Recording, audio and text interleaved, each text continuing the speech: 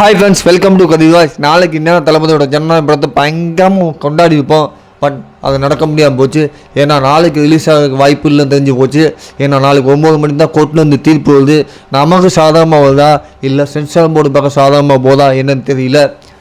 நாளைக்கு நமக்கு சாதாரணமாக தீர்ப்பு வந்துச்சுன்னா நாளைக்கு ரிலீஸ் ஆக 10ஆம் தேதி ரிலீஸ் ஆக வாய்ப்பு இல்லை. ஏன்னா தெரிஞ்சு 12, 14 இந்த 2 டேட்டுக்குள்ளே ரிலீஸ் பண்ணுற வாய்ப்பு இருக்குது. ஏன்னா 14, 15 பார்த்தீங்கன்னா 4 நாள் வந்து தொடர்ச்சியாக விடுமுறை இருக்குது. எப்படி தளபதிக்கு வந்து எப்பவுமே ஓப்பனிங் இருக்குது, எப்போ போட்டாலும் ஓப்பனிங் இருக்கத்தான் செய்யும். ஒரு ஃபெஸ்டிவல் படம் வெளியிட முடியலனாலும் எப்போ தளபதி படம் ரிலீஸ் பண்ணால் அது அன்றைக்கே ஃபெஸ்டிவல் தான். அது எல்லாருக்குமே தெரியும். தளபதி விஜய் தான் ஓப்பனிங். இங்கே ஒரு திருவிழா மாதிரி இருக்கும். ஒரு பொங்கல் பண்டிகை தீபாவளி ரிலீஸ் பண்ணினாலும் தளபதி என்னைக்கு படம் ரிலீஸோ அன்றைக்கி தான் பொங்கல், தீபாவளி. அதில் நம்ம தயாரிப்பாளர் வந்து ஒரு போஸ்ட் போட்டிருந்தாங்க. ஸோ இன்றைக்கி எல்லா டைமும் மன்னிப்பு கேட்டுக்க பணத்தை எழுதத்தோடு நம்ம வந்து வேற ஒரு தேதியில் நம்ம மீட் பண்ணுவோம், அப்போ ரிலீஸ் பண்ணிக்கலாம் அப்படிங்கிற மாதிரி சொல்லியிருக்காரு. அதேமாதிரி அந்த வசதிகள் வந்து ஃபஸ்ட்டு இந்த டிக்கெட் புக் பண்ணியிருந்தாங்கல்ல, அப்போலாம் தேட்டருக்காரங்கள பணத்தெல்லாம் திருப்பி கொடுத்துட்டாங்க. ரொம்ப சந்தோஷம். இப்போ சினிமாவில் வந்து பார்த்திங்கன்னா நிறைய பேர் வந்து தளபதி விஜய்க்கு ஆதரவாக கிளம்ப இறங்கிட்டாங்க.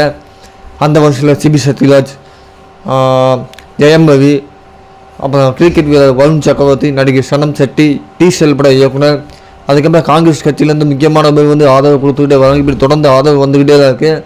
இதில் முக்கியமாக பார்த்தீங்கன்னா சிபி சத்யராஜ் என்ன சொல்லியிருக்காங்கன்னா, ஜனநாயகனை சுற்றி உள்ள எல்லாமே ஒரு நல்ல விஷயமாக நடந்துகிட்டு, கவலைப்படாதீங்க, நல்லதே நடக்கும், நிச்சயம் வெற்றி நிச்சயம். தளபதி என்ன சொன்னால் அதே மாதிரி தான் சொல்லியிருக்காரு. அப்புறம் ஜெயமரவி என்ன சொல்லியிருக்காருன்னு பார்த்தீங்கன்னா, மனம் உடைந்து விட்டேன் அண்ணா, உங்கள் கோடிக்கான ரசிகளை நானும் உங்களுக்கு துணையாக நிற்கிறேன். நீங்கள் உங்களுக்கு படம் ரிலீஸ் தேதியே தேவையில்லை, நீங்கள் என்றைக்கு வந்தால் அன்றைக்கி தான் ஓப்பனிங், அன்றைக்கி நாங்கள் படத்தை கொண்டாடிக்கிறோம் அப்படிங்கிற மாதிரி நிறைய பேர் ஆதரவு கொடுத்துட்டே வராங்க. தளபதி இதுக்கு என்ன முடிவு எடுக்க போகிறார், என்ன செய்ய போகிறாரு, ஏற்கனவே ஒரு ப்ரொடியூசர்கிட்ட பேசியிருப்பாங்க. இதெல்லாம் தெரிஞ்சு தான் இன்றைக்கி ஆடியோ லாஞ்சில் சொன்னார், என் படத்துக்கு சும்மாவே பிரச்சனை வரும் அப்படிங்கிற தயாரிக்க நீங்கள் ரெடியானு, அதெல்லாம் ஒத்துக்கிட்டு தான் இந்த படத்தை தயாரிப்பாங்க.